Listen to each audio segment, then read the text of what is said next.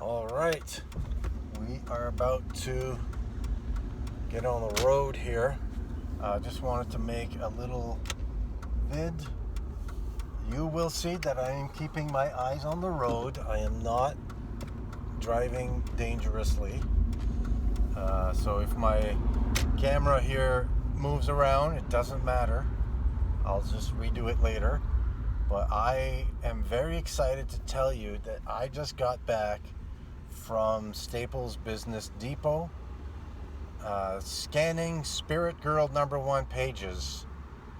9 pages of story, a cover, a back cover, and then a bunch of pages that I did on tracing paper that I'll be assembling like the map of Northland together, which will be included in the book. Now, I don't know if I'm going to have to do any more like little tweaks in order to,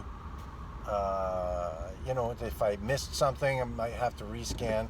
But as far as I know, this is it. Like the whole book is in a USB key in my pocket. So it's getting real. It's coming at you fast. Spirit Girl #1. So I think you'll like it. I'm confident you'll like it. I'll put it that way. It's a story of Spirit Girl, a young farm girl who patrols her valley to help in whatever way she can, and she has superpowers. So it's distinct from the regular superhero genre in this first episode, in that it takes place in a rural area, and it highlights the majestic natural setting of the Northlands, specifically Edgemont province in her valley. So you don't see that a lot, superheroes in rural settings. She lives in a small town called Hairy Bear, and located in the Bear Valley. But for now, the story will take place in the rural setting. So the story is that she's patrolling and she sees these buffaloes stampeding around. So and they're out of control. It's crazy. She's never seen anything like it. Even being a farm girl who knows all the ranchers around, never seen anything so intense, the buffaloes stampeding. So she's got to help out with this and get them back to where they're supposed to go. And they need to figure out, her and some supporting cast of characters she will meet, they need to figure out why these buffaloes have been stampeding so hard. So the story is about how she solves this problem. Gotta pull over. I got a friggin' ambulance behind me. Oh, they turned. She's got to solve. See, I didn't look down. I was on it. Safe. So she's got to solve this buffalo problem first. So that's what the first episode is. Her helping out with this stampeding buffalo thing. Now the whole thing, it's a bunch of episodes that will make a bigger episode. But each episode is meant to be its own story with a beginning, middle, and end, and it builds up to this bigger thing. So it's meant to. My goal is to immerse you into a fantastical world, and drop little things that will keep you kind of immersed and hint at like bigger things happening, another world beyond the one that you'll be reading about, and drop like these little mysterious, intriguing clues around, right? For you to become immersed. Like I've played a lot of Skyrim. To me, what's fun about Skyrim is the immersion. It's got all sorts of like little tidbits, little corners that really tell these other stories and hint at something even bigger than the world that you're immersed in. I've also, I like fantasy. I played a lot of Dungeons and Dragons, and I love superheroes. So it's a mix of all these influences that are going to come together in this greater story. And I want you, when you're done reading this story, I want you to feel intrigued, but I want you to have like a wholesome feeling.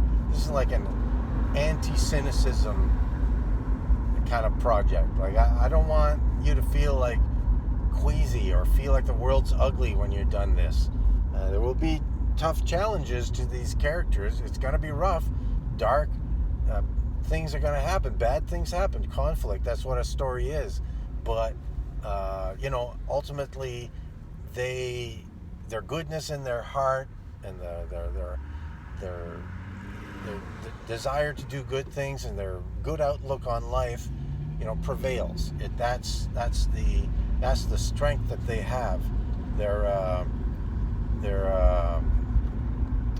belief in goodness, I guess, and they'll have challenges and it'll change them, but this kind of central belief of theirs is meant to like kind of carry them through all of that. Anyway, I'm rambling a little bit. I'm excited about Spirit Girl. I'm excited about getting this all put together into a physical object, and that's how I plan on releasing it.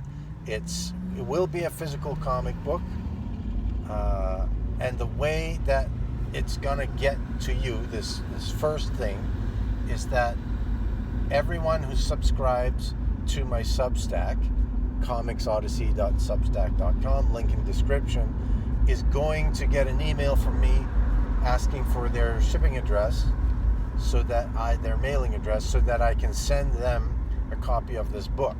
So basically, you sign up for $5, you're gonna get the book. If you want to stay subscribed to support me and get occasional paid content, you can do that.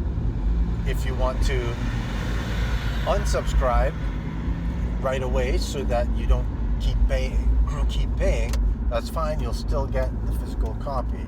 And then eventually, sometime later,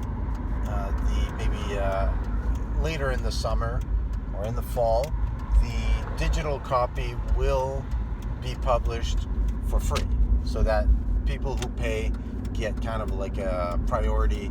They get the story, way ahead of everyone else. That's the idea. And it's going to be a limited edition, so there's only going to be a certain amount of them, and they're going to be signed and numbered.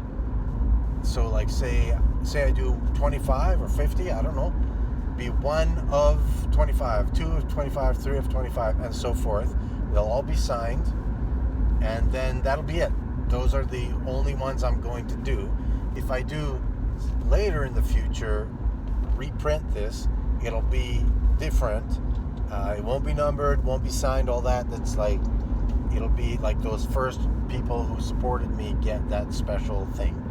So that's the idea. So hopefully all of that is intriguing to you, and will get you excited for this. So if you're not subscribed yet to my Substack, comicsodyssey.substack.com, you can subscribe for free to get a notification about this release and how you can get your hands on this cool superhero fantasy, wholesome story about Spirit Girl and the spirit of Northlands.